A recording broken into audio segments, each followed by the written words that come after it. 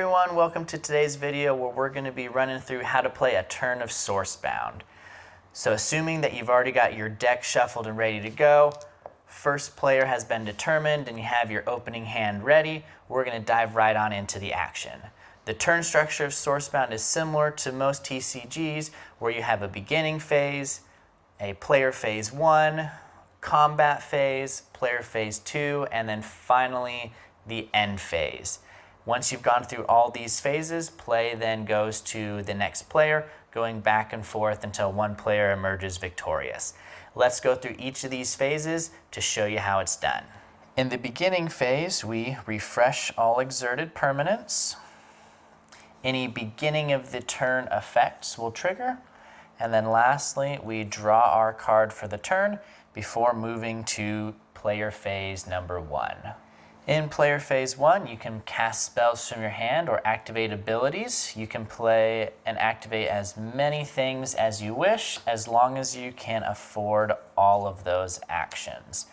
This is typically where you will also play your one source play for the turn, taking one card from your hand and putting it out onto the battlefield as a source, or by breaking a source or transmuting a source. Once you're done playing cards and your source action if you choose, you will then move on to the combat phase. One thing to consider during the player phase, even when it's not your turn, you may respond to your opponent's actions by playing cards that have the instant word on them, or by doing activated abilities on your cards that are already in play. Combat in Sourcebound is both tactical and rewarding. By declaring attackers and blockers one at a time, this creates a new back and forth dynamic that allows you to outbluff, outwit, and outmaneuver your opponent as you try and gain the upper hand. This back and forth declarations creates new strategies and makes it important not only what you're attacking with, but the order in which you do so. Once all attackers and blockers have been declared, then it moves on to the damage portion where damage is done simultaneously. During the combat phase, players can play cards with the instant keyword on it to help change the flow of battle. After damage is all done, you will remove any casualties, and then you will progress on to the second player phase.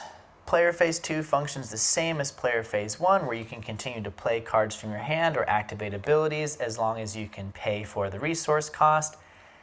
You can also at this time play your source action for the turn if you didn't already do it back in player phase 1. Once you're satisfied with your turn, you will then go on to the end step, where any summons that were damaged that turn, whether from spells or in combat, they will heal back up to their full health. Any end of turn effects will trigger, and then play will proceed to the next player. This will continue going back and forth between the different players until one player is reduced to 0 life, or until an alternate win condition has been met, at which point the game is over and one player is victorious. Thanks for watching. Be sure to check out our other videos so you can learn more about all the cool different things that Sourcebound can do and learn a little bit more about the tactics of each of these different phases and how some of these new mechanics change what you may be used to from other TCGs.